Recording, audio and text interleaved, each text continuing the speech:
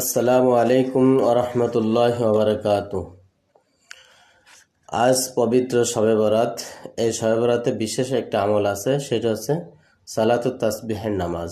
আমরা বেশিরভাগ লোকই জানি না যে সালাতুত তাসবিহ নামাজ কিভাবে আদায় করতে হয়। তো আলহামদুলিল্লাহ, আমি আজ এই সালাতুত তাসবিহ নামাজের আদায়ের নিয়মটা বলে দেবো ইনশাল্লাহ। আপনারা পুরো ভিডিওটা দেখবেন ইনশাল্লাহ, তাহলে আর আপনার সালাতুত তাসবিহ নামাজ আদায় করতে আর কোনো রকম সমস্যা হবে না। সালাতুত তাসবিহ নামাজ আদায় করার জন্য প্রথমে আপনি যেভাবে নামাজে দাঁড়ান সেভাবে নামাজে দাঁড়াবেন। নামাজে দাঁড়ায় আল্লাহু আকবার বলে হাত বাঁধবেন। হাত বাঁধার পরে সানা পড়বেন। এরপরে সূরা ফাতিহা পড়লেন, আউযু বিল্লাহি পড়ে সূরা ফাতিহা পড়েন। এরপর আরেকটা সূরা মেলাবেন। আরেকটা সূরা যখন মেলানোর পরে যখন আপনি রুকুতে যাবেন, রুকুতে যাওয়ার আগে পড়বেন সুবহানাল্লাহি আলহামদুলিল্লাহি ওয়া লা ইলাহা ইল্লাল্লাহু আল্লাহু আকবার। এই তাসবিহটা 15 বার পড়বেন। এরপরে এটা পরে আপনি যখন রুকুতে যাবেন, সুবহান রাব্বিয়াল আযীম, সুবহান রাব্বিয়াল আযীম, এটা 3 বার 5 বার 7 বার পড়ার পরে ফিরে আবার 10 বার পড়বেন সুবহানাল্লাহি আলহামদুলিল্লাহি ওয়া লা ইলাহা ইল্লাল্লাহু আল্লাহু আকবার। এই তাসবিহটা 10 বার পড়বেন। তাহলে 15 আর 10 25। এরপর আপনি রুকু হইতে যখন উঠবেন, সামি আল্লাহু লিমান হামিদা রব্বানা লাকাল হামদ, এখানে আবার 10 বার পড়বেন। তাহলে 15 আর 10 25, 25 আর 10 35। এরপর আপনি যখন রুকুতে যাবেন, সুবহান রাব্বিয়াল আলা, সুবহান রাব্বিয়াল আলা, সুবহান রাব্বিয়াল আলা, এই তাসবিহ পড়ার পর আবার পড়বেন ওখানে 10 বার। তাহলে হলো 45।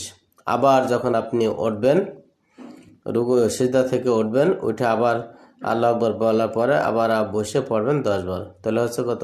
55। এরপরে ফিরে আপনি যখন সিজদায় যাবেন পুনরায় সিজদায় যে আবার পড়বেন 10 বার। তাহলে হচ্ছে কত?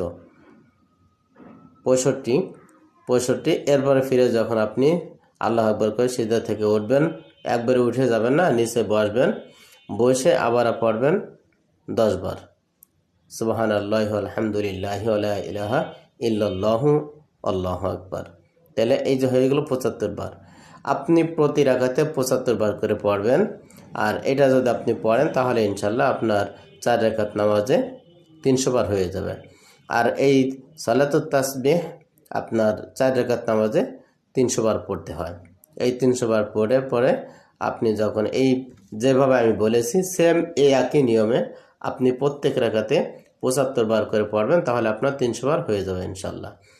এই সালাতুত তাসবিহ নামাজ এত গুরুত্বপূর্ণ। আল্লাহ পাক রব্বুল আলামিন, আল্লাহ রাসূল সাল্লাল্লাহু আলাইহি ওয়াসাল্লাম চাচাকে জিজ্ঞেস করেন, হে চাচা, আমি কি আপনাকে এমন একটি আমল দিব না, এমন একটি জিনিস বলে দিব না যেটি করলে আপনার জীবনের সমস্ত গুনাহ আল্লাহ তাআলা মাফ করে দেবেন?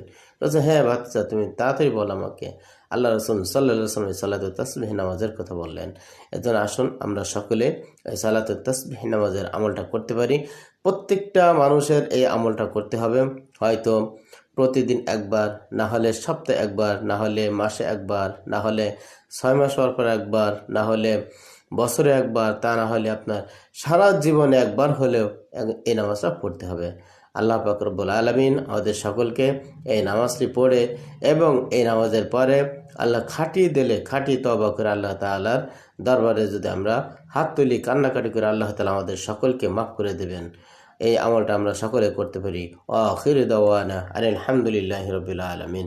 আসসালামু আলাইকুম ওয়া রাহমাতুল্লাহি ওয়া বারাকাতুহু।